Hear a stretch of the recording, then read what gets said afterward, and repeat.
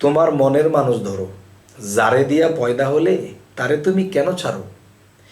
যে পুঁজিতে হয় রে ব্যাপার, চলিতেছে ভবের বাজার, তারে চিনিলে এবার আপন সাথে মরো। লাখে লাখে ডুবিতেছে মায়া নদীর পারে, মরণের মাঝে জীবনের মাঝে মরণ চিনিয়া তারে সাধন করো। রতিরণে গিয়ে পড়ে প্রেমস্ত্র সঙ্গ করে, রিপু যেজন মারতে পারে বোঝে আপন পরে। এবার পরম অংশের পুঁজি মিলাও থাকিতে সংসারে।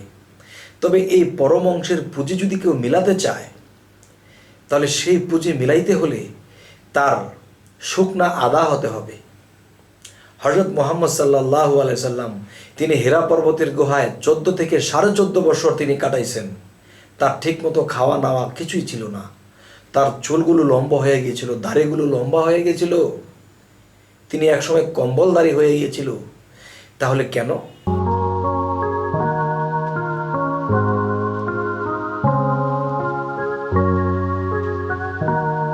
হে জগতবাসী, আজ আমি শামীম আলী চিশতি আপনাদের সামনে হাজির হইলাম। যে কথাটি হলো যে আমাকে অনেকে এই ধরনের কথা বলেছেন যে মানুষের দেহের যে একটা রাজা আছে, মানুষের দেহের মধ্যে যে একটা পুঁজি আছে, সেটা আসলে কি?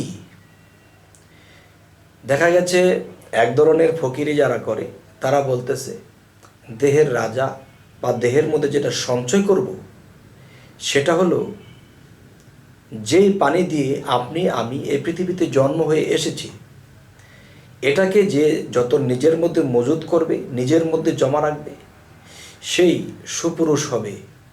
কথাটা একেবারে ঠিক। তবে একটু বোঝার আছে অন্য একটা দিক। সেটি হলো মানুষ যখন দেখা যায় ভাত, মাংস, পোলাও, বিরিয়ানি, ভালো ভালো খাবার খায়, তখন খাবার যখন খায় যৌবনপ্রাপ্ত একজন মানুষ, তখন দেখা যায় যে তার দেহের মধ্যে যেই পানিতে মানুষ পৃথিবীতে জন্ম হয়ে আসে, এই পানিটা তার মধ্যে একটা ভাণ্ড আছে। এই ভাণ্ডটা যখন ভরে যায় তখন দেখা যায় টলমলো করে, তার মন ঠিক থাকে না, ভিতরে অস্থিরতা কাজ করে। যতক্ষণ পর্যন্ত এই কলসি থেকে পানি ঢেলে না দিয়েছে ততক্ষণ ঝলমল করতেই থাকে, ডল্লর ডল্লর করতেই থাকে। সে কাজ করতে পারে না বা কোনো দিকে মন যায় না বা তার ওই জিনিসটা কাজ করতে থাকে। তখন কি হয়? তখন তার মনের অবস্থা ভালো থাকে না, কোনো কিছুই মন বসে না। অবিবাহিত হইলে বিবাহ করতে চায়, আর বিবাহিত হইলে সেই স্ত্রী কি খোঁজ করে। তাহলে এই জিনিস নিজের মধ্যে এই পৃথিবীর কেউ রাখতে পারবে না। তবে হ্যাঁ, পারবে। সেটা কেমন করে? যেমন দেখবেন একটা আদা, একটা আদাকে যখন চিপ দেওয়া হবে, যদি এর মধ্যে রস থাকে তাহলে রস পড়বে। চিপ দেওয়ার পরে কিন্তু সেই রসটা থাকতে পারবে না। তবে হ্যাঁ, এই আদাটাকে যখন শুকানো হবে, শুকানো হইলে পরে তখন আদার জাল ঠিকই থাকবে, কিন্তু আদার রস নেই।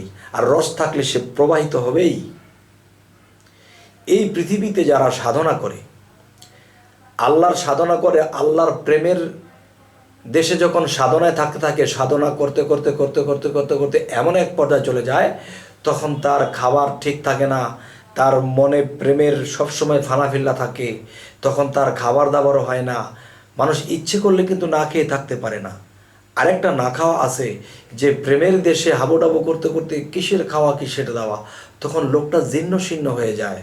তখন দেখা যায় শুকিয়ে যায় লোকটা, এমন শুকিয়ে যায় তখন তার শরীরের মধ্যে রস জিনিসটা আর থাকে না। তখন কি হবে?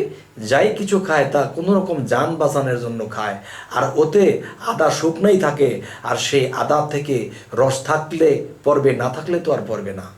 তাই সাধক যারা, তারা নিজেকে শুকিয়ে নেয়।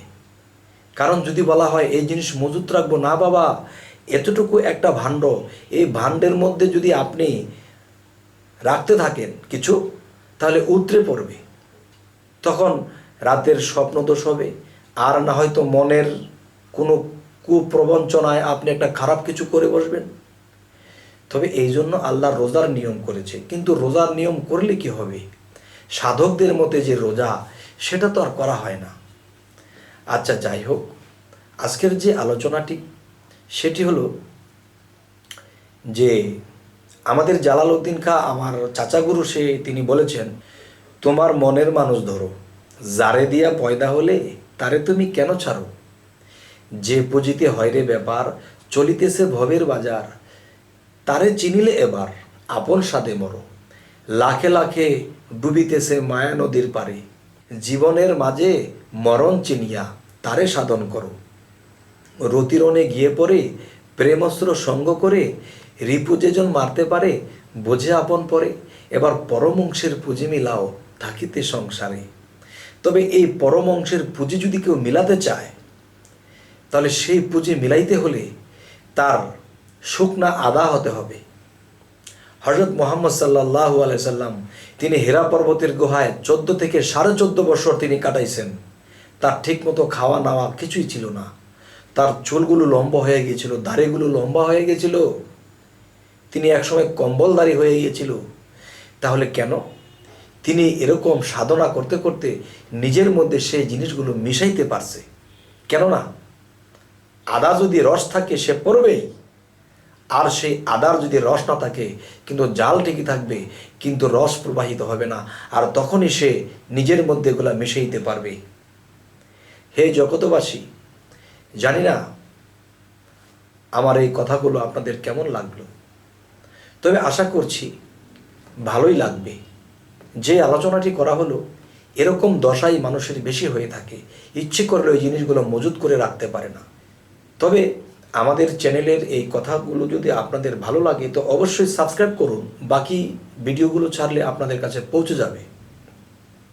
তবে এই বলেই রাখছি, সকলেই ভালো থাকবেন। আল্লাহ হাফিজ।